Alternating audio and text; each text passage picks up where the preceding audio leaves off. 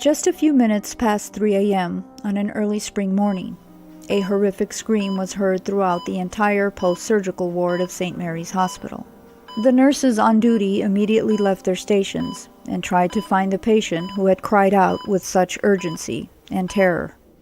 Within a matter of seconds, the unidentified patient screamed yet again, which alerted more medical staff and startled the bedridden in recovery.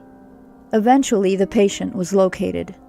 Mrs. Martinez, age 63, grandmother of 2, was found wide-eyed and hysterical in her hospital bed, desperately attempting to remove the IV attached to her arm. She kept going on about how she had seen a presence in the room, something not human. Aside from the minor surgery she was recovering from at the time, Mrs. Martinez was in otherwise good health, both physically and mentally. The nurses and doctors were somewhat perplexed by her sudden outburst. A few hours before, the patient appeared to be relaxed and stable. It was concluded the presence she had seen was nothing more than a hallucination, possibly caused by the pain medication she had been given. There was also the chance that Mrs. Martinez had experienced some type of waking nightmare that can occur during sleep paralysis. But Mrs. Martinez fiercely rejected both these explanations. What she had seen was not a hallucination or a waking nightmare. She knew that for certain, because the following morning a member of the hospital staff confessed that she had seen the presence as well. More on that and the haunting history of Tucson's St. Mary's Hospital.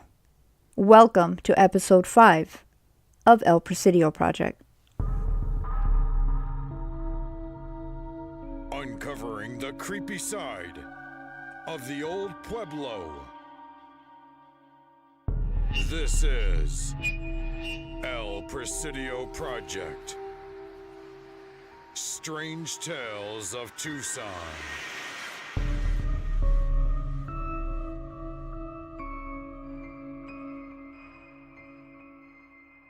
What's going on, everybody? Happy fall of 2017. Dini here once again with another ghost story filled episode of El Presidio Project. Ghost stories always sound better in the fall, right? There's just something about the looming Halloween season that makes these types of stories so much more fun to listen to. I hope you're entertained by them, and as always, thank you for listening. So let's kick things off, shall we? Here is Episode 5, Visiting Hours. Near the popular Tucson hiking destination known as Tumamoc Hill stands a hospital that was originally established before Arizona was even a state. St. Mary's Hospital started out as a humble 12-bed medical facility that included a staff of 2 doctors and 4 nurses.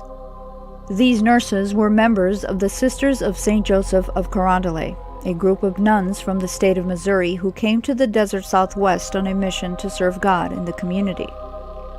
After a long and treacherous journey, the sisters arrived in Tucson on the evening of May 26, 1870, and were greeted with cheers and a firework display.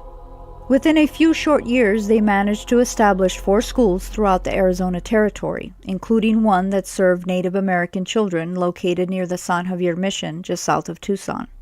By 1882, the Sisters of St. Joseph had become the official owners of St. Mary's Hospital. Under the watchful eye of Army Doctor John C. Handy and his brother-in-law Dr. William Holbrook, the sisters were instructed on how to care for the patients. At the time, the facility had no electricity or running water. As the city of Tucson grew, so did the need for more space to accommodate those in need of medical attention, especially near the end of the 19th century, when the bacterial lung infection known as the White Plague, or consumption, began to spread. 2 sisters serving as nurses at St. Mary's succumbed to this illness. In 1900, a sanitarium was built on the grounds specifically to house and treat patients suffering from what we now refer to as tuberculosis. Another outbreak came in 1918. The deadly influenza pandemic that took the lives of an estimated 50 to 100 million people worldwide made its way to Tucson. The doctors and nurses of St. Mary's did their best to treat those afflicted with this disease as well. But other than keeping the patients comfortable and serving them hot broth, there wasn't much they could do. Citizens as young as 18 years old were dying on the premises, as were many others suffering from various other ailments. With a history like that, it's no wonder why St. Mary's Hospital is considered to be one of the most haunted locations in the city. I've spoken to people who believe in ghosts and those who don't, but we can all pretty much agree on one thing. St. Mary's has a certain something that can't really be explained. There's always an uneasy feeling that you're not alone, even when you find yourself riding solo in one of its many elevators or sitting in an unoccupied waiting room. It's been reported many times that a female spirit who appears dressed as a nurse haunts the hospital rooms and hallways of St. Mary's Hospital. Which brings me back to Mrs. Martinez's claim of seeing a presence in her room on that early morning back in 1985. At around 3 a.m., Mrs. Martinez awoke to find a woman dressed in white standing a few feet away from her. The stranger in the room had her back turned and appeared to be looking down at the patient in the opposite bed. Mrs. Martinez addressed the woman, who she initially thought was a nurse, but there was no response. It was at this point Mrs. Martinez attempted to sit up in her bed.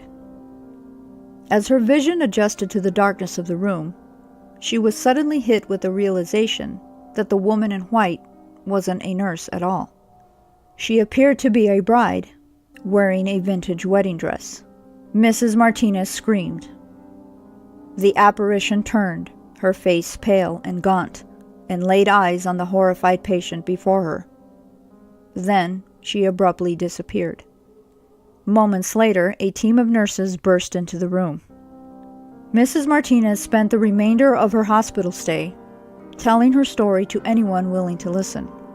Doctors, nurses, technicians, and even a few custodians.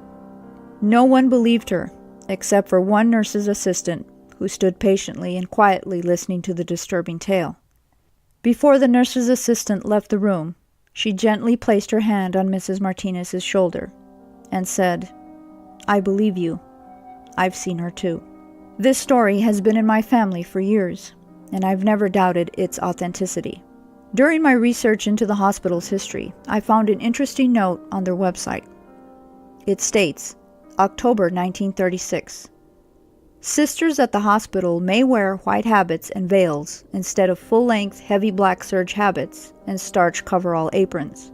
Could Mrs. Martinez and the nurse's assistant mistaken the white habit and veil worn by the nuns of St. Mary's as a wedding dress?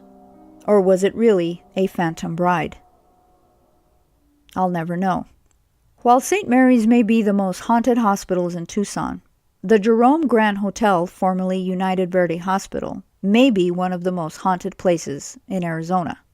About 230 miles north of Tucson, located in the Black Hills of Yavapai County, you'll find the small town of Jerome. The once thriving mining community had the distinction of being called the wickedest town in the West by a New York City newspaper in 1903. With a population made up of mostly men, 78% at one point in time, shootouts, mostly of them fatal, brawls, and violent incidents at the local houses of prostitution were common. In 1926, the local mining company constructed a state-of-the-art medical facility which was given the name United Verde Hospital. The building was completed and opened for business in the winter of 1927. It's been said 9,000 deaths occurred there, including that of a maintenance man named Claude. Claude's body was found pinned down by an elevator shaft. A coroner's report stated the man's death was not caused by an elevator, but an autopsy was never ordered. Many people suspect Claude was murdered and placed in the elevator to make it look like an accident. In 1982, the building's caretaker committed suicide. His body was found in the engineer's office, hanging from a steam pipe. I recently took a trip to Jerome and was determined to start up a conversation with anyone willing to talk to me about their haunted experiences at the Jerome Grand Hotel. Unfortunately, that didn't happen. I politely approached the front desk clerk and asked him if he would be willing to answer a few questions I had about the hotel's infamous reputation of being one of the most haunted locations in Arizona. He was really nice about it, but basically said no. He did, however, point me in the direction of a set of journals. Guests of the hotel are encouraged to write down any paranormal experiences they might have had during their stay. I managed to snap a few photos of the entries that I found the most interesting in order to share with you all. since I was unable to get an interview on audio. The first one reads, March 24th, room 35. I woke up about 1:15 a.m. to see a little girl about 5 years old. She didn't exactly speak, but I heard her message to me. Tell me about my life, she said. Also, a woman whispered in my ear. All she said was, nutrition.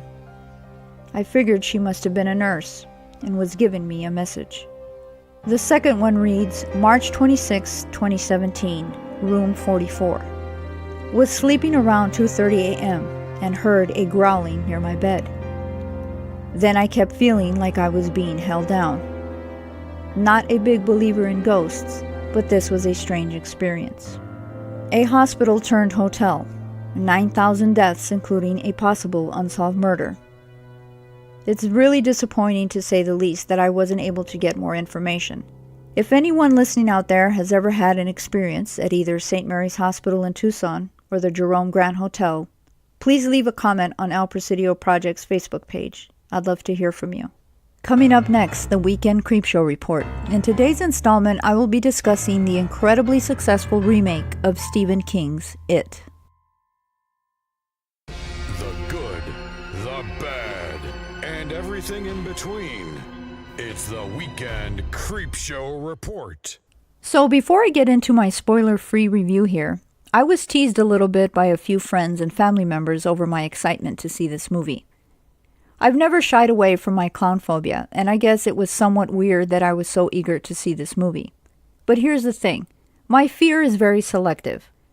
Clowns in horror movies are obviously creepy, but I can handle a shady clown on screen, and even in real life, like at a carnival, circus, or a haunted attraction. Because you expect to see clowns in these places. It's when they're out of place that completely freaks me out. I don't care how ridiculous the situation. If I saw a clown somewhere where there shouldn't be a clown, I would not be happy about it at all. And I would make that very clear by breaking out into a sweat or something. Anyway, now that I've cleared that up, here's my thoughts on It 2017. First of all, I've always been a fan of the original made-for-TV miniseries that came out in 1990. I admit it hasn't aged very well. The special effects look pretty bad, but Tim Curry was an amazing Pennywise. The scene where little Ben sees his dead father dressed in his military uniform, and then his uniform gradually becomes Pennywise's costume, and eventually Pennywise himself. That part scared the crap out of 14-year-old me and still sorta does all these years later. Anyway, if you're unfamiliar with the story, it's basically about a group of kids living in the fictional town of Derry, Maine, who begin having terrifying encounters with a sinister clown named Pennywise. Pennywise exploits their fears and phobias in order to render them helpless. There's definitely more to it than that, but for the sake of time, that's pretty much the gist of it. I really enjoyed the remake. The young cast was excellent, especially Finn Wolfhard, who played young Richie, who you might recognize as Mike from Netflix's hit Stranger Things, and Jack Dylan Gozer, who played germaphobe and hypochondriac Eddie. They were absolutely amazing. Bill Skarsgård, who was actually born the year the original film came out, as Pennywise, was pretty great as well. Unfortunately, I wasn't able to absorb the full impact of his creepy performance, because every time he did something terrifying, the people sitting behind us would laugh out loud, which really distracted me and sort of took me out of the moment. But to be fair, I'm probably never going to be able to see a projection screen the same way ever again. When you see the movie, you'll know what I'm talking about.